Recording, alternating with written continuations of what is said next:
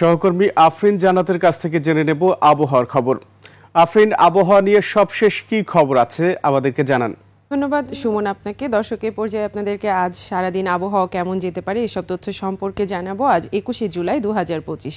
আগামী 24 ঘন্টায় রংপুর, ময়মনসিংহ ও সিলেট বিভাগের অধিকাংশ জায়গায়, ঢাকা, চট্টগ্রাম ও রাজশাহী বিভাগের অনেক জায়গায় এবং বরিশাল ও খুলনা বিভাগের 2-1 জায়গায় অস্থায়ী দমকা হাওয়া সহ বৃষ্টিপাত এবং বজ্রসহ বৃষ্টিপাত হতে পারে। এলএমই সার্টিফাইড বিশ্বসেরা কপারে তৈরি ওয়ালটন কেবলস, যা আপনার স্থাপনাকে রাখবে সব সময় নিরাপদ। সেই সাথে সারা দেশে বেশ অনেক জায়গায় মাঝারি থেকে ভারী বর্ষণের সম্ভাবনা রয়েছে।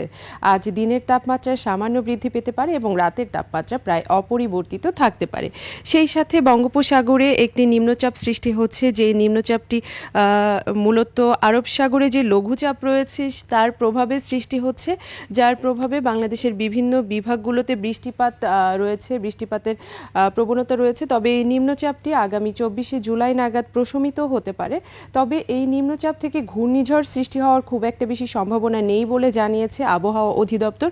এই মুহূর্তে যদি আমরা রাজধানীর সার্বিক পরিস্থিতির দিকে লক্ষ্য করি তাহলে দেখতে পাচ্ছি রাজধানীতে তাপমাত্রা রয়েছে 30 ডিগ্রি সেলসিয়াস। গত 24 ঘন্টায় রাজধানীতে সর্বোচ্চ তাপমাত্রা রেকর্ড করা হয়েছে 34 ডিগ্রি সেলসিয়াস এবং সর্বনিম্ন 27 ডিগ্রি সেলসিয়াস।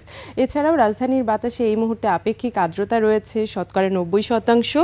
এছাড়াও আমরা যদি বাংলাদেশের বিভিন্ন বিভাগগুলোর দিকে এখন লক্ষ্য করি তাহলে দেখতে পাচ্ছি রংপুর বিভাগে তাপমাত্রা রয়েছে 30 ডিগ্রি সেলসিয়াস, ময়মনসিংহ বিভাগে 31 ডিগ্রি সেলসিয়াস, সিলেট বিভাগে 30 ডিগ্রি সেলসিয়াস, ঢাকায় 30 ডিগ্রি সেলসিয়াস, চট্টগ্রামে 28 ডিগ্রি সেলসিয়াস, বরিশালে 30 ডিগ্রি সেলসিয়াস, খুলনায় 31 ডিগ্রি সেলসিয়াস এবং রাজশাহীতে 30 ডিগ্রি সেলসিয়াস।